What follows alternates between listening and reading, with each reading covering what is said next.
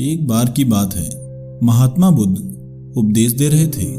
जैसे ही उनका उपदेश समाप्त हुआ, तब एक व्यक्ति ने बुद्ध से कहा, बुद्ध, कई दिनों से मैं आपके प्रवचन सुनता आ रहा हूँ। आप ना तो ईश्वर के बारे में कुछ कहते हैं, ना ही यज्ञ, शास्त्र, मंत्रोच्चार इत्यादि की बातें करते हैं। आप जो भी बातें करते हैं वे व्यर्थ ही होती हैं। आपके द्वारा बताई गई सारी बातें हमें पहले से ही पता रहती हैं। मुझे ऐसा लगता है कि आप लोगों को भ्रमित कर रहे हैं। आखिर जब आप कुछ खास बात नहीं बताते तो आपके प्रवचन सुनने इतने सारे लोगों की भीड़ क्यों लग जाती है? मुझे तो आप में ऐसी कोई खास चीज नहीं दिखती। उसकी बात सुन बुद्ध मुस्कुराए और उस व्यक्ति से बोले, अगर हमें किसी वस्तु की सही स्थिति का ज्ञान करना हो तो उसके लिए हमें अपनी पूर्व धारणाओं को हटाकर उस चीज को देखना होगा। तभी हमें उस वस्तु का वास्तविक ज्ञान हो सकता है, क्योंकि कोई भी चीज हमें उसी तरह दिखती है जैसा कि हम उसे देखना चाहते हैं। यदि कोई व्यक्ति क्रोधी है तो संसार उसे क्रोधी ही नजर आएगा, परंतु यदि किसी के अंदर प्रेम है तो संसार में उसे केवल प्रेम ही दिखेगा।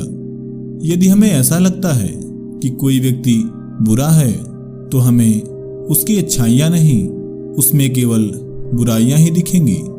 मन की पूर्व धारणाओं से हटकर जब हम किसी वस्तु को देखेंगे तभी हमें सत्य दिख पाएगा।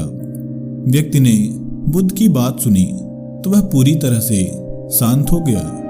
वह बुद्ध के चरणों में गिर गया और उनसे बोला, बुद्ध, मैं यहाँ आपके उपदेश सुनने नहीं बल्कि इस बात को जानने आता था कि आपके पास आकर लोग सदा ही खुश रहते हैं, चाहे कोई भी परिस्थिति हो।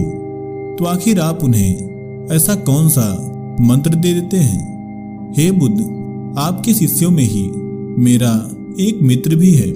करीब 12 वर्ष पहले मेरा मित्र और मैं इस नगर में आए थे। मैंने अपने मित्र से कुछ धन उधार के रूप में लिया था, क्योंकि उस समय मैं अपने मित्र से बहुत ही गरीब था। उस उधार लिए हुए धन से मैंने व्यापार शुरू करने का सोचा, क्योंकि मेरे अंदर इच्छा थी कि मैं हर हाल में अपने मित्र से धनवान बन जाऊं, चाहे इसके लिए मुझे कितनी ही मेहनत क्यों ना करनी पड़े। और आखिर ऐसा ही हुआ। कठिन परिश्रम के बाद मैं अपने मित्र की अपेक्षा धनवान होता चला गया। तब मैंने अपना घर बनवाया, जो कि मेरे मित्र के घर से बहुत बड़ा था।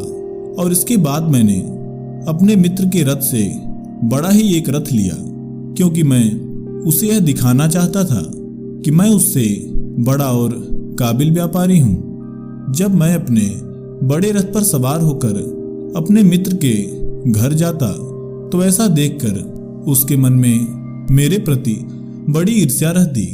जब मैं उसका चेहरा देखता तो मुझे बेहद खुशी होती और मन को शांति मिलती। धीरे धीरे करके उसका व्यापार खत्म होता चला गया और वह कर्ज में डूब गया। मैं यह बात सोचकर भी खुश था कि कर्ज से मुक्त होने के लिए वह कहीं ना कहीं धन की तलाश में मेरे पास ही आएगा, क्योंकि मैं चाहता था कि मैं अपने मित्र को हर परिस्थिति में नीचा दिखा सकूं। एक दिन वह मेरे पास धन मांगने के लिए आया, लेकिन उसने मुझसे उधार स्वरूप बहुत थोड़ा धन ही लिया। मैं यह बात सोच रहा था कि इतने थोड़े धन का वह क्या करेगा। मैंने सोचा कि उसे थोड़ा और धन दे देता हूँ, लेकिन उसने नहीं लिया। उसके बाद मैं अपने व्यापार के लिए कहीं बाहर चला गया। वापस लौटने पर मैंने देखा कि मेरे मित्र ने फिर से एक छोटा सा व्यापार शुरू किया था। उसकी कमाई में से वह अधिकांश हिस्से से लोगों की मदद करता और बहुत थोड़े ही अपने परिवार के लिए रखता था। इस कारण उसे बहुत ही सम्मान मिलता। यही नहीं, राजा भी उसका आदर करते थे। ऐसा देख मैं हैरान रह गया। मैंने फिर से एक नया रथ लिया और हीरे जवाहरात भी लिए, और तब मैंने एक बार फिर अपने मित्र को यह सब दिखाने का सोचा। मैं यह सब लेकर उसके घर पहुंचा। मुझे ऐसा लग रहा था कि जब वह मेरे नए हीरे जवाहरात और मेरे रथ को देखेगा तो उसे और भी ज्यादा ईर्ष्या होगी। लेकिन वहां पहुंचकर मैंने देखा कि उस पर तो इन सब चीजों का कोई असर ही नहीं पड़ रहा था। व्यापार बड़ा ना होने पर भी वह खुश नजर आ रहा था। वह पूरी तरह शांत था। मुझे देखकर उसने बड़े प्रेम से मुझे गले लगा लिया। उसके ऐसे व्यवहार और ऐसे भाव को देखकर मैं हैरान था। जब मैंने उससे इसका कारण जानना चाहा तो उसने बताया कि आपकी कृपा से उसे यह सब हासिल हो पाया है।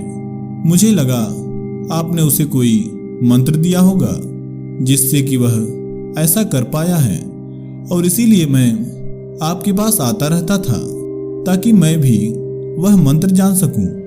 लेकिन यहाँ आते आते मुझे पता चला कि आप लोगों को ऐसा कोई मंत्र नहीं देते हैं, लेकिन यहाँ जो भी आता है उसका मन शांत हो जाता है।